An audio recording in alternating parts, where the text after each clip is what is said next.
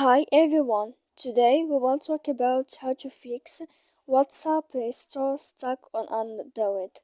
To know how to fix WhatsApp store stuck on Android, you should just go to settings like this. We will click. After that, in this page, you will go to apps, default apps, app settings. When you will see this list, you will go down to find the application of WhatsApp and you will enter here. After that, in this page, you will go to click force stop.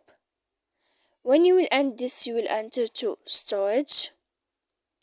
After that, in this page, you will click clear cache. And then you will go to click clear data.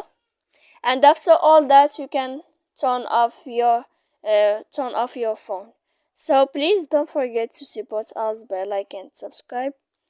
See you next time.